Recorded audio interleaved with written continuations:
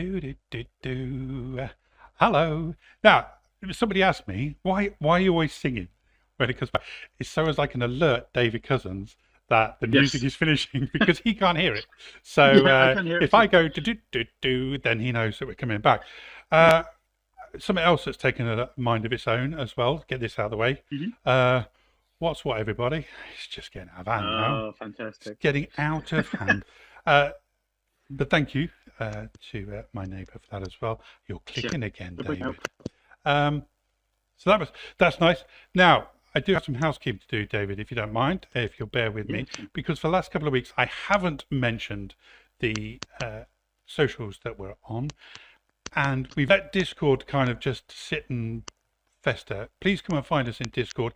Then you'll be able to tell us what you want to ask our special guest, who you'd like to have as a special guest, all that kind of stuff. Come and find us on Discord. It now works. I know on episode 1 or 2 it didn't work, but it does now. Come and find us, please. Also, big news, big Hmm. news, is that we have 4 guests to add to Ah, our tally. So we're shifting along a little bit now. So you can see that today we've got Dave Cross, and then next week Dave McClelland, Dave Williams, then Jan Gabili. We've spoken about those each week. But the new 4 are Tina Tooley. To say that she is a mm, creative director is an understatement. Next up is Deke McClelland. Like Dave Cross, he's somebody that has been part of my Photoshop and photography career for many, many years. Then Sean Coastal, you will know if you're in the Behance, you'll know Sean. He is a prolific live streamer, a great photographer and educator as well. So come along and see Sean. And then Erin Stern, who is a content manager for Adobe and a LinkedIn learning instructor, mainly moving graphics, but is just incredible. And if you've had time to see some of his stuff, you'll know he has an amazing accent. When I binge his stuff, I find that I'm just lost in his voice. A really, really amazing tutor. Next week, as I say, we're still on the Daves. David McClelland, technology journalist, TV presenter, and event host, to name but a few of the things that he's doing. So that's next week. Come along and join us for that. Right, that's housekeeping done and dusted. We're good to go sorted. now, right? Lovely. Okay, so what we've got going on in the chat room? Tina Tooley, yes, indeed. Yes, indeed, Yeah, Tina she's a Tooley. good friend of ours. Mm. Just throw that in. Yeah, she's a good friend. Oh, yeah. What an amazing talent. And the beauty of our relationship with Tina is that we were kind of there when she first sort of broke through, weren't we? And we've watched her rise, and it's just been meteoric, absolutely meteoric. Some of the stuff that she produces now is incredible. A lot of people saying they haven't heard of Sean as a joke, I think, in the Behance group. Are you ready, David? Let's move on. I'm gonna introduce our guest. Let's hope. Okay, here we go.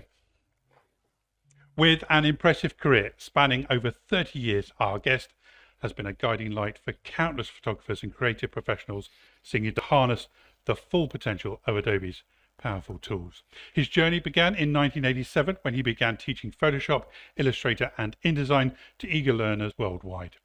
Armed with a Bachelor of Education, he swiftly became an Adobe certified instructor and a certified technical trainer, establishing himself as a leading authority in the field.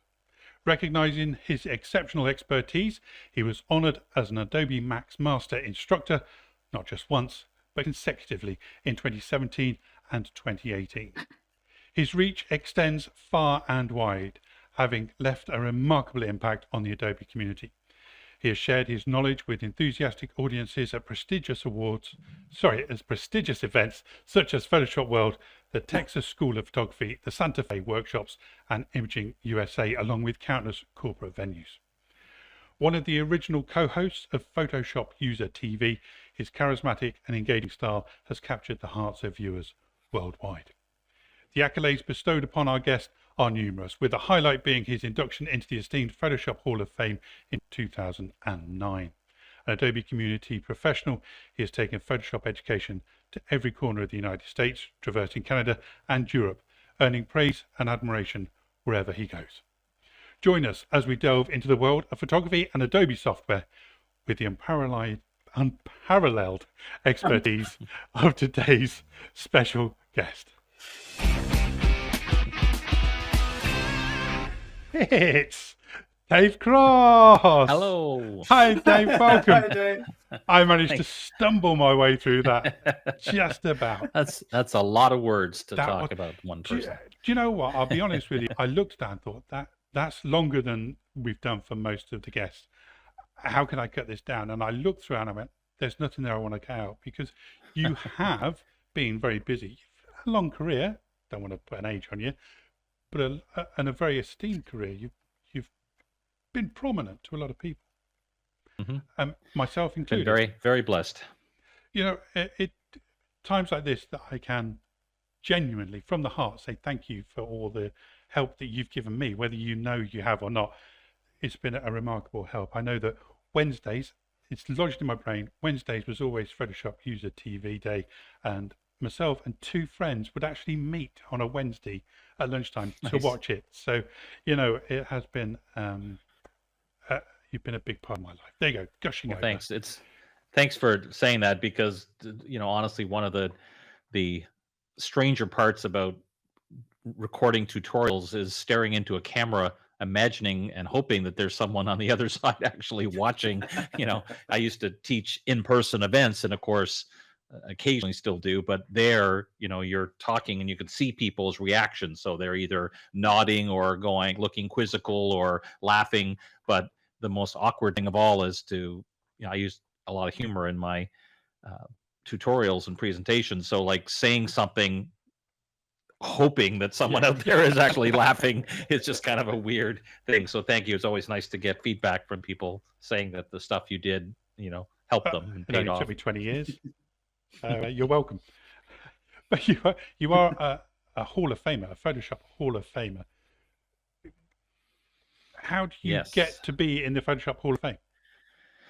Well, the Scott Kelby's organization at that time had a section.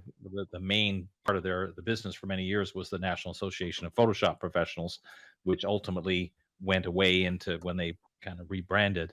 But interestingly enough, the list of people that were nominated was done internally by Scott and a few other people in the company.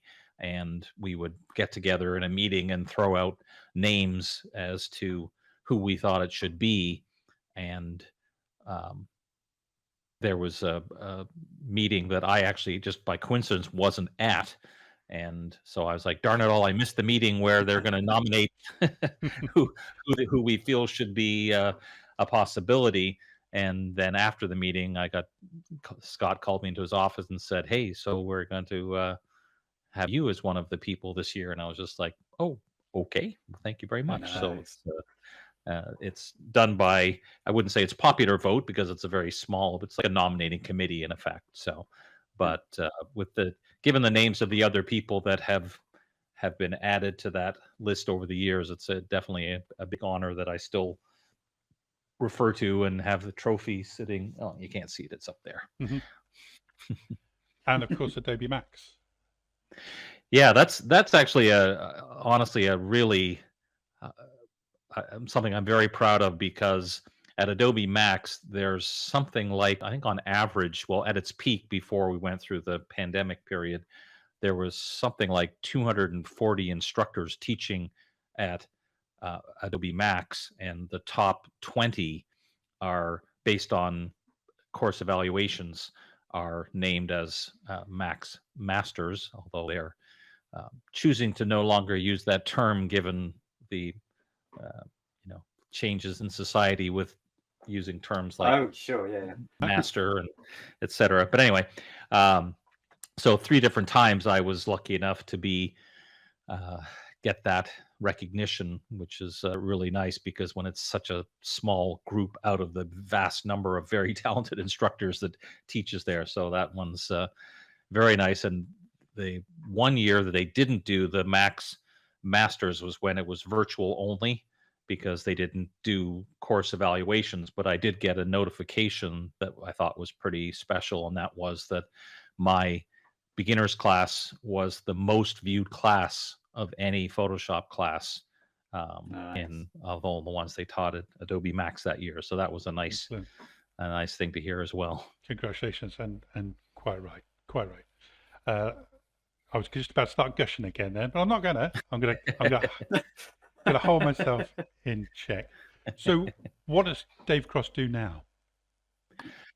Well, my business has changed pretty dramatically. You know, when the pandemic hit, a lot of my fellow instructors were, myself included, were saying, "What are we going to do now?" Because all of the in-person events, of course, were being canceled, and that's how most of us made a good portion of our living, was teaching somewhere and getting, paid to do so.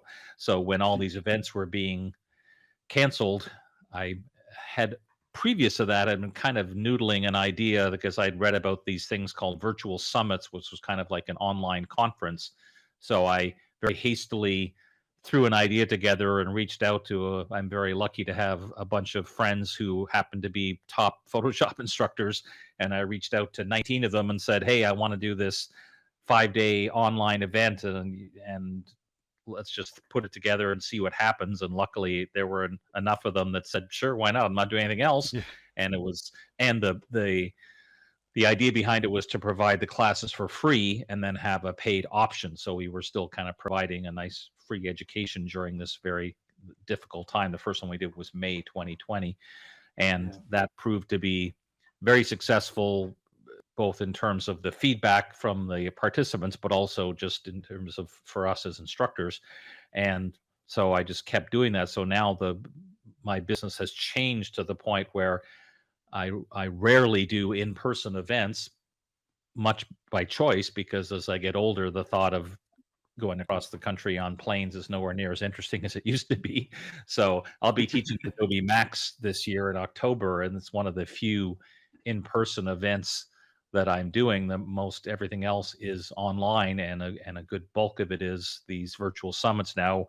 Even though in-person events are coming back, our audience has been telling us, please keep doing your virtual summits, because it's a great great way to access it. Well, not only that, but I mean, even though in-person events are back, it's back in, for example, Los Angeles. Well, if you live in New Zealand or the UK, the thought of you jumping on a plane to go to an in-person event is still very daunting and expensive. Whereas a virtual summit, the worst thing you have to worry about is time zones. So as a result, I get emails every day saying, "I hope no matter what happens, you'll keep doing your virtual summit." So that's the big part of my business. Is we have this wonderful balance in our lives where we, in the mornings, several times a week, go and babysit our grandsons, and then come home in the afternoon and get ready for the next virtual summit. Excellent. And the instructors at your summit do read as a who's who Photoshop training. Nice to see the international flavor to it as well. Yeah, which is really nice. And good to see some, I'm going to say some old faces. Corey Barker being in there, which of course from your Photoshop user TV when he was the new boy. Yep. I mean, yeah, ridiculously so. So that was back in April, the last summit. So does that mean we can expect the next one next April? No, the next one is actually coming up in the end of October, early November. So Adobe Max is early October, and as typically, I think we all can, without letting any cats out of the bag, say that anytime Adobe releases new features, it's at Adobe Max. So there will be new features added to Photoshop. So we're going to do one of our, so this is the 5th Photoshop Virtual Summit 5, which is hard to imagine. Will be October 30th through November 3rd. And we'll once again have a nice list of all my good friends and colleagues who teach Photoshop. And correct me if I'm wrong, but that's pscreativitysummit.com. It's actually just PS Summit. PS. The creativity was one we did last, the one that we did, which was a bit of a twist because all the other summits have just been a Photoshop virtual summit. This one we did a bit of a twist where there were classes on just being more creative and a bit of Photoshop. So that's why that one was called the Photoshop Creativity Summit. But this the upcoming one is just pssummit.com. And right now, you'll see the list of instructors, but we're just gathering the class content now. So there's no schedule of classes yet, but you can at least see who is scheduled to teach there. Excellent. Oh, a couple of new names in there as well. It's nice. I'm frantically. Brilliant. Great stuff. And so sorry, David, after I've taken over. So your photography background, what would you say is your thing? Are you a landscape photographer? Are you a portrait photographer? Are you a composite artist? What is Dave Cross? So when I first picked up a camera, it was mostly because my life was consumed with doing tutorials, and at that time there weren't any free stock image sites. So if I had an idea for tutorial and thought, gosh, I need a photo of X to work on, and I'd be spending hours searching for it, and I thought, or I could just take my camera and walk down the street and take a picture of whatever, so that became the photography kind of fueled my Photoshop habit. The things that I wanted to try in Photoshop, I would go, and take photos, and ultimately it actually ended up being a great excuse, because in fact, sometimes I went to workshops as an attendee, where I'd be one of the photographers, and the evening I might do a quick little class on Photoshop. But I'd be like, for example, once I was at a workshop where they had arranged a pretend bride and groom at this beautiful hotel, and everyone was taking pictures, and I thought to myself, "Ooh, I should take some pictures with the wrong white balance, so I could show how to fix that." And the people behind me are looking at my LCD screen going, and I'm like, "No, this is for a workshop, a tutorial." And they're like, "Okay,"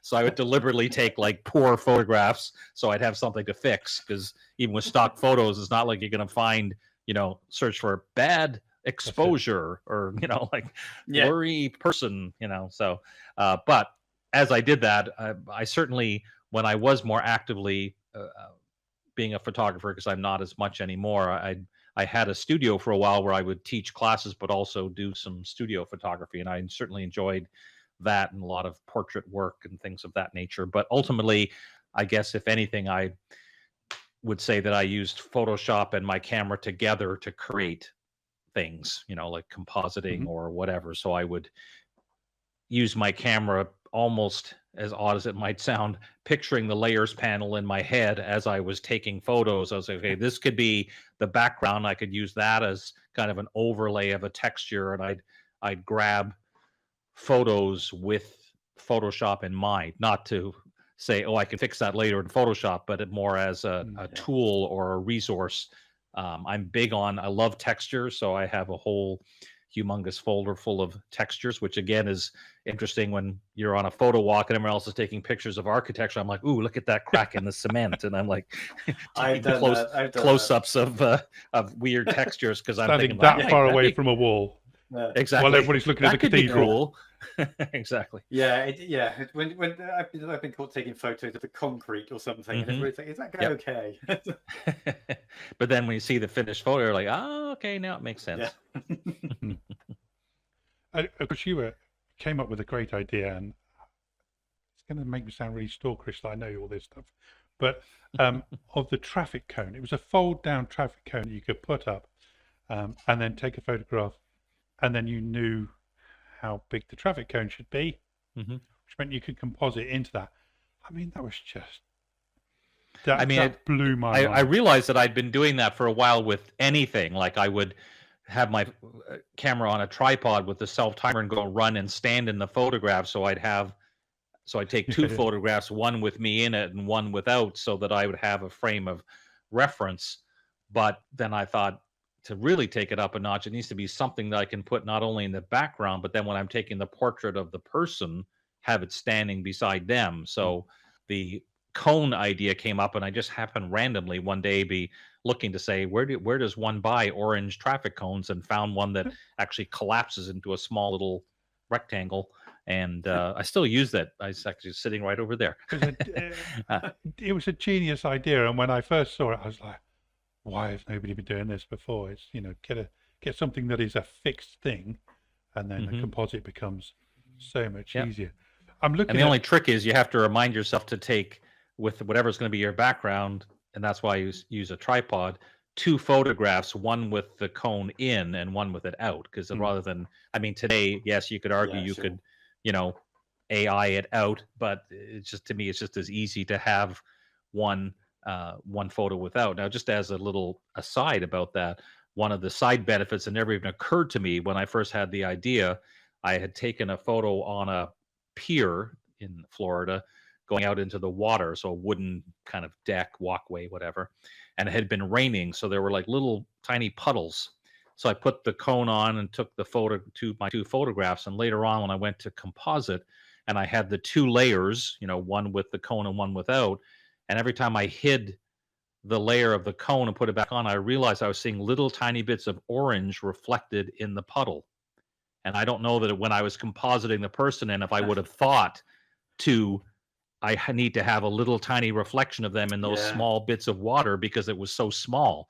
But because the cone was orange, my eyes were drawn to that area and made me realize to really make it look realistic, that's what I would need to do. And it also helps with things like shadows. People often say, oh, I need to put a shadow in. Well, not necessarily. If the day was overcast, there might not be a shadow. So don't just add a shadow because you think you should. So that's what the other use of any device, and whether it's a cone or whatever, is to see what kind of shadow is being created, if there is in fact one, and that helps you know what to do to kind of finish off your composite. I'm going to shift my attention over to David Cousens. I was going to say DC then. That doesn't help. Even that doesn't work. It's like every time I talk to Dave Clayton, I'm sure you guys know Dave Clayton. It's the same thing. We're like, we can't say DC either. And it's like so, David Cousens, Mr. Cousens, when you're doing your scribbles, are you conscious of things like the shadows, and well, obviously you are, but how does your brain work if you haven't got a frame of reference like Dave has, or I go and stand with a pole or something? How does your brain work like that? It's one of those things that you try to have in mind when you're composing these things. Stuff like that, specifically like Dave's example, but like the orange, that's much more consideration when you get to the painting stage. Because drawing stage, you can kind of do what you like. Really, it's your own style, and then it would depend on like how accurate you felt like going. But I do tend to, and I think probably a lot of people do now, tend to be a bit mindful of like how light would bounce around, or it's because it's like one thing. If you ever watch the old Star Wars films, it was impossible for them to do at the time. Like, but the lightsabers just don't give it any kind of light. And so you could tell since they managed to work it out, because like now everybody holds the lightsaber near their face, so they've got like a key light coming in. That's a very good point. It is one of the things you do have to try to think of. But you could probably find numerous examples where I've missed it. So I don't know about you, Dave. I got more into photography because I couldn't create like David does with a pen and paper or a pencil and paper. I couldn't do that. So that's what drew me to photography. Is that how you got into this kind of world, or was it? Well, I mean, there's no question that in fact, I can remember very clearly the very first time. I mean, I working with the Kelby folks, Matt and Scott and so on, all had much nicer cameras than I did. So I thought, well, if I need to keep up, I'm going to have to get myself a better camera. So I, invested in some stuff. So we decided to hire a model to do a photo shoot. None of us had any experience in that regard. So looking back at it, it was pretty hilarious because first of all, this young lady must have thought she hit a gold mine because we had no idea what the going rate was for models. So based on what we offered her, she was like, "Sure, I'll come and pose outside for you." So, or she was very worried about what she was going to be asked to. One of those things was happening. We made it very clear right at the beginning, but we didn't have a studio, so everything was outside. So we were trying to find spots. And I remember there was right across from our building was another building that had big kind of garage doors. And I had right away, I had this idea that, hey, it'd be cool if I had her standing here, but then I'll take a second picture as if she's taking a photograph of herself. So like one of my first thoughts, even doing a model shoot, was how could I think about what Photoshop could do? So trying to explain to her that, okay, in this second photo now, you're going to kneel down with your camera and point up, imagining where you were just standing. And after a moment of kind of, she was like, okay, yeah, I get it. And that was sort of the start for me of going, how easy that is in Photoshop with masking and everything to do that, that opened up my interest in photography, because I knew the things I could do in Photoshop to create images that didn't otherwise exist. I mean, I'm as much as anyone, I like a good landscape photo, and I'll see something and think, well, that would make a great image. And I have some landscape photos that I've taken up in my house, but it's that extra bit of, I don't want to say fantasy, but just, creating things that didn't that you wouldn't see otherwise. No, I totally You're understand. bringing something of yourself to it. For sure. And it was that introduction, and we were talking about this. David mentioned about layers being introduced in Photoshop 2. That was kind of like where that kind of 3, where it changed. I see, I bow down to your knowledge there, David. where it changed quite a lot about what we were expecting of the software, or what people were expecting for us to do. Do you find now that people over expect from you? And, well, can't you just Photoshop that? Can't you just? Well, I think that's a thing that's happened over the years of just the technology in general, is that anyone who's used Photoshop for a while and has done work for other people, even if it's just friends and family, can attest to the fact that almost everyone always puts the word just. Well, just change this, or just, and it's like when someone says, oh, just take their glasses off. And it's like, really? I mean, that's, let me just go to the menu that says remove eyewear and I'll take care of that. It's like, I think that's what they're going to release at Max. Yeah. Well, they're getting close with some of the tools, the AI stuff. You probably could do it right now, but I think the expectations people have, and it's something I've talked about for a long time, and it's probably not as applicable today, because before all of these tools, like even things like the spot healing brush came into play, and content aware fill, before all of that, it was quite a chore to take something away or cover it up so it didn't look like it was there. So I was always suggesting to people that if, often you'll see people show like a before and after in Photoshop. And I was a proponent of saying that we should all put before and then after 6 hours or after 4. Because what does after mean? Like if someone just sees after, they think, oh, you just went into Photoshop and pressed a couple of buttons. Well, sometimes it might take you 3 or 4 or 10 hours to get to that step. Again, not as much today because of the tools we have, but even sometimes, as good as the new tools are, there are times where you're still like, well, that's close, but I still need to do some work. The difference might be, it might be half an hour's worth of work as opposed to 4 hours. But by the same token, I think it's created this thought process that Photoshop is magical and everything takes sheer moments to fix, and that's not always the case. No, that's very true. And this weekend, and I know he's not going to be watching, a family member came to me and asked me if I would take 2 photographs for him, one for passport and one for a new LinkedIn profile picture. So we did one on the white background and then one on, obviously, this grey background, because that's my go-to. And then when we finished, he said, the LinkedIn one, you could probably do me in a white shirt for that one. So, well, did you bring a white shirt with you? No, I've seen what you've been doing recently. But you could have brought a white shirt with you. There's always that kind of, I don't need to worry about that, because, they can Photoshop that in. My grandson, he's 4 years old. Granddad literally said, can I come to your studio where you have all the lights and you take my photograph and then put me with dinosaurs? Obviously I did. But that's fine. Even at 4 years old, there is that expectation. And like you say, it's much easier now than it was. similar story to you with your glasses. I had somebody give me a photograph of their father who had recently passed, and asked me if I could get rid of the table in front of him.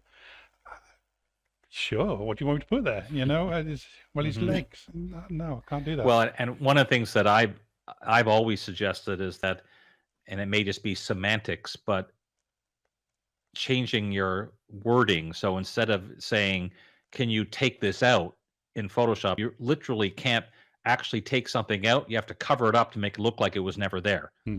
And that's kind of a different mindset, because when someone says, "Well, just cut out that person," it's like, well, if I do, there'll be a white space because there's nothing there. So to get people in the habit of saying cover up with, as opposed to cut out or remove, I think That's is a good point. part of the battle. But I think also it's just technology in general, and I blame the movies in large part, because how many times have we seen movies where the police are trying to track someone down, and they like, it's this terrible darkly lit parking garage that's out of focus, and the guy just goes clickety click click on his keyboard, and they go doot doot doot doot, and there's the guy's face, and I'm the one. I'm going, no, stop showing people that. My favorite is zoom into the mirror. Oh, you can see his reflection. My favorite example of someone who watched too many movies was this is many years ago, but still, a gentleman came into the place I was working, and he had a photograph of a cabin, like a family, make vacation home they were trying to sell, and he only had the one photograph, and he wanted me to scan it in and to make a little flyer for him. I was like, no problem. So I did, because it was just, it was a regular traditional photo. And then he said, "Okay, now can you flip it around?" I was like, "Flip it?" He goes, "Yeah, to show the back of the cabin." And I was like, no. I said, if I could do that with this scanner, I'd be a billionaire, because, just generating information out of nothing is, and he was like quite disappointed. I was like, no, you'll have to walk around the back and take a photograph yourself. Sorry, I hate to disappoint you, but on the flip side of that, I can remember one of my earliest mistakes, and I don't know if this rings any bells with yourself, Dave, is that somebody gave me some wedding photographs. But could you just tidy them up? The photographer wasn't very good, and I did. And when I gave them back, she was delighted. She was going through them, delighted, and then she said, "Oh, you've taken out my tattoo." And there was just the slightest bit of tattoo over the top of her dress. I said, "Yeah, but the rest of it was hidden." She went, "And that was just so I knew my mother was with me." And then I knew, Photoshop is a brilliant thing, but you have to be so careful, so very, very careful. Yeah, so anytime you're retouching a person, unless it's, see, even to me, even if it's what you are pretty confident is a temporary blemish, like a pimple that they probably would want removed, I would still ask, because maybe it's not, maybe it's a birthmark, or and to remove things completely. I remember when my daughter graduated high school here in the US, we weren't familiar with this in Canada, because taking they call them senior photographs here because they're graduating, and it's like this whole big deal going to a studio and taking out a second mortgage to buy the package of photos they want. And one of the options in the order form was retouch the image, yes, no. So I clicked no, and then we got all of our finished photographs back, and we all kind of looked at them and went, something doesn't look right. And in our family, a lot of us have kind of little slightly darker areas under our eyes. That's just the way we look. And someone had removed them completely and done a pretty poor job, so it didn't look like her. No. So I was like, first of all, we said don't retouch, and secondly, you did a terrible job. If anything, lessen maybe, but to completely remove that look, now it looks like a different person. So you just have to be so careful about, yes, Photoshop can do it, but that's why I always recommend in Photoshop, if you're going to retouch to a separate layer that you can then lower the opacity. So you're letting some of the original facial features show through, but you're lessening. It's just like if you have a photo of someone who's in their 80s and you remove every single wrinkle, now it looks like bad plastic surgery. Right? Whereas if you just maybe lessen it a bit, they'll be happy, but it still looks like them, and their family members will recognize them and not go, what's happening here? It was a lesson I learned. Definitely, you have to be cautious. I learned that one, and now luckily now it made me very cautious. So it was very early on, and from then on, yeah, always ask. And my absolute rule is if it's permanent, I leave it. Done. Mm-hmm. That's it. If you've got a Yep. tattoo or birthmark or whatever, I ain't touching that. Nope. Even if you want me to, if I'm honest. I'm very, very proud actually. I don't know how often you get into the debates about Photoshop and its use or not use, but I got into a debate with a class at a local college, that happened to be all females, and that actually ended up with them agreeing amongst themselves, nothing to do with me, that they were going to have a no makeup day. So we went from whether we should use Photoshop to them saying, okay, let's get rid of everything. And they did. They had a no makeup day, and it was so empowering. It was wonderful to see. But do you come across that argument much about, oh, you use Photoshop and Satya? Well, I don't, because I think if I can say, the average Photoshop user, probably generalizing here, but many people, when anything that's new, you tend to go a little overboard the first time, just like when you discover filters in Photoshop and use every single filter because you can, that you kind of go through that phase and then realize, okay, that's a little much. So I think, I still see people debate about in the magazine cover industry, where they feel like, is anything even believable, or is it all over the top? And I feel like recently there's been a bit of a pushback from the celebrity actor models themselves to say, you don't need to go this far. And I can't remember who it was, but there was someone fairly well known a few years ago that went public saying, this is actually what my photograph looked like, and this is what they did to it. So they were kind of saying, and I think that's important, so that especially, young people out there don't look at these photos thinking, wow, look at that perfection, then we need to be that ourselves. That's not the reality. So as long as people understand that anything you see, and today it even extends to video because of the technology, that it's, you can't necessarily believe, nor should you, use it as a frame of reference to say, "Ooh, I aspire to look like that," because even on our phones with Instagram, there's so many filters that people can, take selfies and look completely different with something that's for free as part of their app.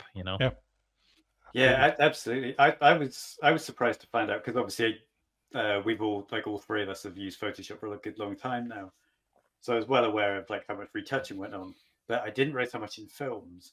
And it was only recently I heard Tom Holland saying, he was describing watching one of their scenes, and they had a beauty pass, and he was talking about him and Zendaya, and I thought they were I don't know, but what, 25, and they're having beauty passes. It's like, good lord. That's a little bit dismaying to hear that. Well, I can tell you, Dave, that nothing like that is happening here. I like you the way you are. You're... I appreciate that. Yeah, no, I'm happy to, years ago I was starting to notice gray, and I thought, should I worry about that? I was like, anyone who does especially if you do the math, and like you did, and Eric in a bio says, he's been doing this for this long. It's like, unless I started when I was 10, people have a pretty good idea of my age. So I was like, that's fine. You can be a vampire. No, I'm happy to talk about my days as a grandpa, or granddaddy, as my grandchildren call me. It's one of my favorite things, and the fact that I still get to do that, and my other favorite thing, which is to teach Photoshop, is just a great combination. That's great. What you've been doing Photoshop for? You've literally taught every single version. Yep, the very first class I taught in Photoshop was 2 weeks after it came out in 1990. And I just had to feel like I knew a little more than the 6 people in the class who'd never seen it before. So a couple of times in the class, someone would say, well, how do I do this? And I'd say, well, let's explore that together, because I had no idea yet where things were. So I remember that. Let's explore that together. I like that. That's a good teaching technique. Have been through all of the versions? What have been your favorite things that they've added over time? Well, certainly in the early days, layers. That was for to me, that was like, if you look up game changer in the dictionary, it was like Photoshop layers, because it, Yeah. I mean, I used to teach classes where we were building up artwork. First, you got to put this, then this on top of this. And then someone made a mistake. It was like, no. And we had one undo. So it was like, so the combination of layers and multiple undos early on. And then, believe it or not, it took to, I want to say it was Photoshop 5 before we had editable type. So for those early versions of Photoshop, you had a little type editing box, but once you hit OK, now it was pixel-based type that looked a lot like text. But so editable text took a long time to arrive. And then over the years, there were so many little things, but probably the whole content-aware, fill, spot healing kind of things really changed. And of course, more recently, AI is going to change everything. For better or worse. I think used the right way, can be a great tool if you just look at it as a new version of clone stamp, healing brush, etc. That the remove tool and the AI-based tools to use it for quick cover up of things it's a great function, or extending your photograph. I still have mixed feelings about when people just say, I'm just going to type in these words and it generates something out of thin air. There's still an aspect of that I'm like, I mean, it's impressive sometimes, although, so I, as a hobby, one of my hobbies is I sing in a barbershop group, a barbershop quartet and chorus. And in the early days of AI, I did a prompt where I typed in barbershop quartet and kind of went, oh my gosh, it looked like a horror movie. First of all, I mean, AI doesn't have to be that smart, but quartet, most people I think know that means 4. And all the variations it gave me was either 3 people or 6 people. And I'm like, at least the quartet part, you would have thought it would. But honestly, it looked, the melting faces and hands with 9 fingers and just horrible. So that's kind of my go-to anytime I'm trying to see, well, let's see how much AI is improved. I do a prompt for barbershop quartet, and so far I haven't seen one. Although to be fair, I haven't been back to Midjourney in a while. But certainly the Adobe products, it's getting better, but they're still struggling a little bit with people is the dead giveaway, isn't it? Means. Yeah, it really is. People and hands. Sometimes you get good faces, then you look at the hands and you're just like, okay. And yet, Clockwork Owl, not a problem. Yeah. Weird. Very strange. So, I mean, we could talk about AI all day. We're not going to, but we could do, as it's one of the new things. Was there a little thing that you were really pleased about? So when Rufus was on, and he didn't understand this, I don't think, Dave, if I'm honest, but to me, the big standout thing was when you didn't have to have a red outline anymore. You could make it any color you wanted to as a stroke. That to me was just glorious. And also not having to close the program down and come back in when you changed the font or wanted a new font, you know. That was... I mean, there have been so many little things. I think one of the things that, as a general rule, I've always been a pet peeve of mine is the inconsistency of Photoshop, where, for example, something you kind of alluded to, like in the early days in layer styles, it would always default to red. And I was like, first of all, why would red be your default color? But secondly, you couldn't make your own default. It's like it wasn't, as they call it, sticky. Whereas other things, you go to a filter and it would remember every time you went to blur, you last blurred X. So you could, and it was kind of like, well, if you're going to make things have stickiness, as the word they use, why not make it across the board? And over the time, that's got better to a large degree. The other thing that I think is small but important changes, and it's when you're trying to do something. In the good old days, you would try to do some function and it didn't work, and it would just go beep, and you kind of go, okay, but why are you telling me, so you'd have to go trying to figure out, oh, my layer's hidden, or I'm in the wrong, now more and more you go to do something and a warning box comes up, or at least an explanation says you can't paint directly on a smart object, so you need to do this. And I think that's been a big step forward, especially for newer users, because trying to figure out on your own sometimes why something isn't working is one of the biggest frustrations. I Mm. am a member of some online groups on like Facebook, and you can tell the new users that are like, why is this not working? All I'm trying to do is paint with my paintbrush. Why can't I?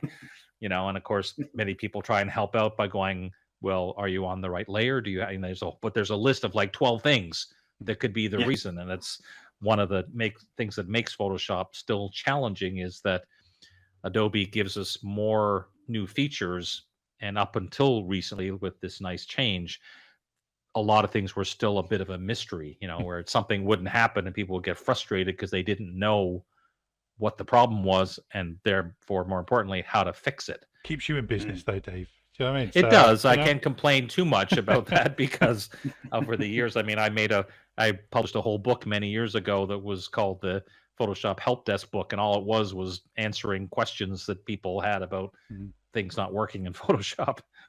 And I'm quite pleased with that. I just recounted another little story. I was asked to go along to somewhere, a motorbike manufacturer as it was, because they were having trouble with their photography. And I should have got them to tell me it before I went, but I didn't.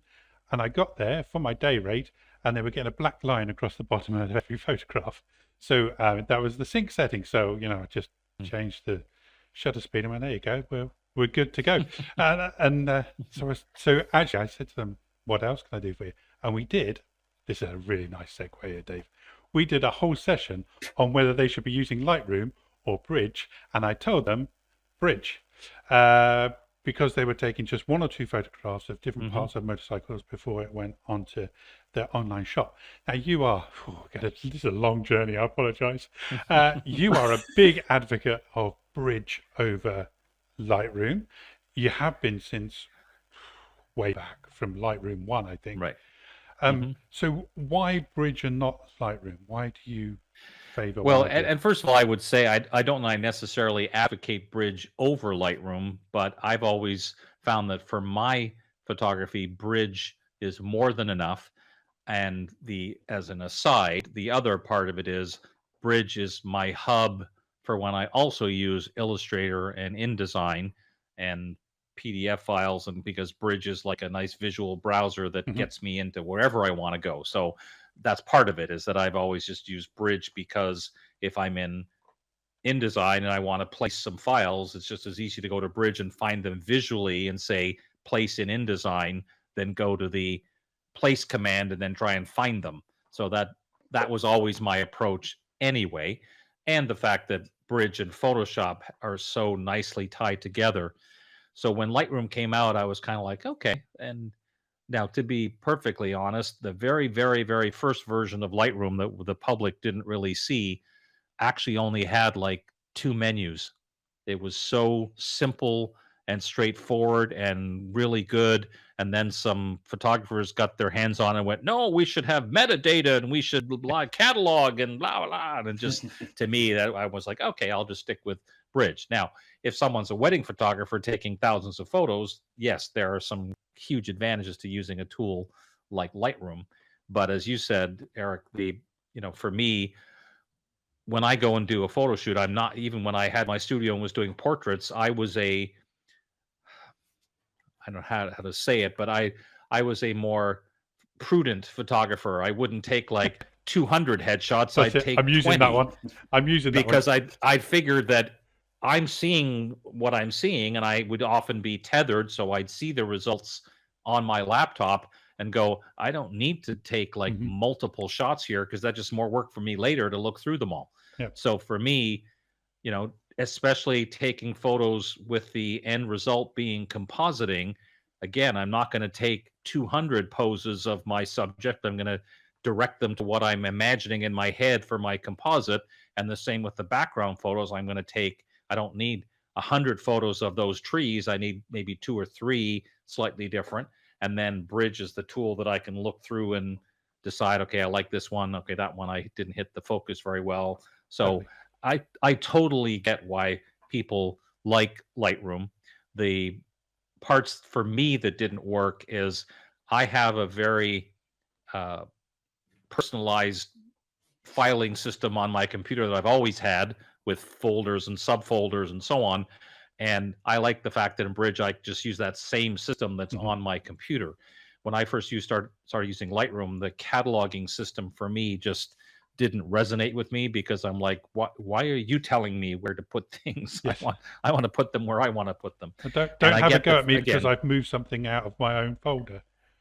I mean, there are definitely advantages, and then don't get me wrong. There are, I understand it's a very useful tool for many people, but I think there are also some people that were convinced that you should be using Lightroom, and they're finding it a very confusing tool that for what they're doing, they could probably just as easily use Bridge, because if I shoot RAW most of the time, and when I do, I use Camera Raw, which is exactly the same engine as Lightroom. So there's no difference there. So in terms of processing a photograph, I'm doing exactly the same as someone in Lightroom, and I can do it to multiple images. So there's many overlaps between them. So I've always been a pretty laid back person in terms of saying whatever tool you feel is best for you, that's the one you should use. So therefore, give it a shot. Try both and see. You might find that, yeah, there's no question that Lightroom offers me great advantages, so I'm going to use that. And you can still get from Lightroom to Photoshop, obviously, if you need to, which is great. I just happen to prefer doing things in Bridge and Photoshop because of the type of work I do, which is, again, more on the compositing, combining Illustrator and Photoshop together kind of thing that just makes better sense for me. I think if it wasn't for tethered shooting, I'd never open Lightroom, if I'm honest, because like yourself, majority of the time I'm taking a lot of photographs that I'm putting together, whether that be light, painting with light or whatever it may be. So Lightroom is no use really. But then wedding photographer friends of mine, they wouldn't be without it because they can shoot through their 3,000 images really quickly. But it was nice back in the day. Oh, do you remember, Dave? Back in the day. It was nice when there was that. I'm gonna say snobbery again. We used the word snobbery last week. Snobbery about Lightroom, and it was nice for me to see yourself going, well, no, I just use Bridge. And I remember you used to wear your Canadian shirts, but have something Bridge on it as well, which was really nice. Bridge rocks. Yes, brother. It was nice because I, like yourself, never needed any use for it, and so I felt like and on top of having like a specific T-shirt that promoted Bridge, I had to live with the fact that my two co-hosts were big time Lightroom users, and my friend Scott Kelby in particular used to delight in introducing me as the only Bridge user in the face of the planet, Dave Cross. And I was like, well, I don't think that's true. But no, it wasn't true. But there was a rumor maybe humor. 4 or 5 years ago, before the pandemic, that Bridge was going to be phased out. But there was rumor of that, but I think it was more they just couldn't decide who was in charge of it. Okay. And because it was, the person who was in charge of the raw engine was definitely more on the Lightroom side, even though it was being used in Camera Raw. So there was talk of that, and I remember, I was at Adobe Max, I can't remember the year, but I was invited to a meeting with the brand new Bridge development team, and I was like, just the wording in that email was enough to make me very happy. The fact that there was such a thing as the Bridge development team, I was like, yes, all right, it lives. We're all for Bridge. Dave, thank you. We are seriously running out of time. I can't believe how quickly that's gone.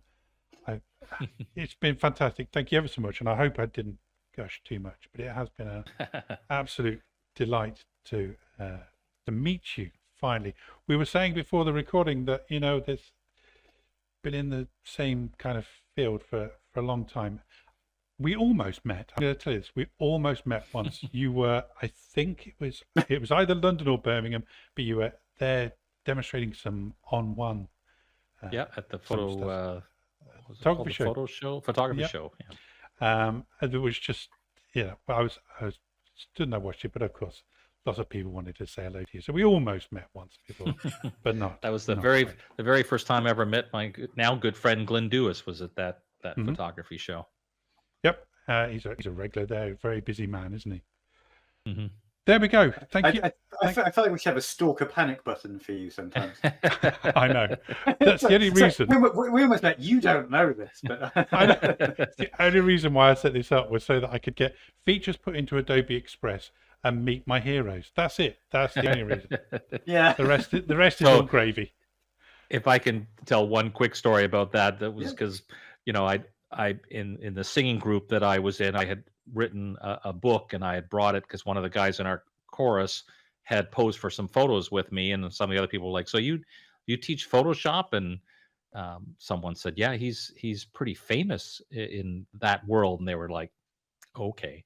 And they were like, sort of, I was like, yeah, people come up to me randomly sometimes, like at Disney, and say, hey, whatever, and they were just like, okay, sure. and then about 4 months later, we were doing actually a singing concert, and during the intermission, a bunch were standing around. This woman came and said, "Oh my gosh, Dave Cross, I love your Photoshop stuff," and they all went, "Oh my God, it's real!" And I was like, it doesn't happen that often, but when it does, it's like, okay. I was just on that, not quite the same, but I'd happened to do a talk at a camera club to about 12 people one particular night, and then 3 days later I was at the local cathedral with some prospective clients, and I'm walking out, and there's this guy comes running up and goes, TipSquirrel, it's you, isn't it? I was like, yeah, it is, yeah.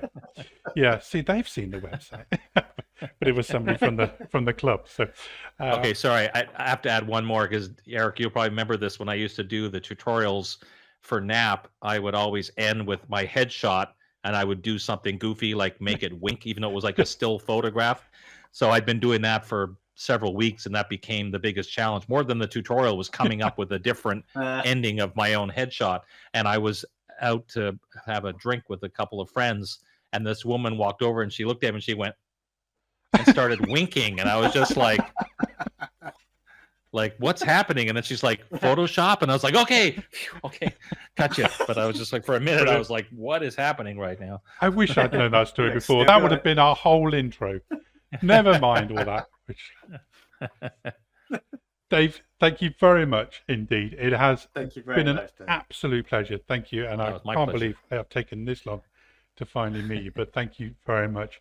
For those here watching in Behance, stick around. Dave's going to pop back and say hello in just a minute. But for those on YouTube, that was Dave Cross, everybody. Thank you, Dave.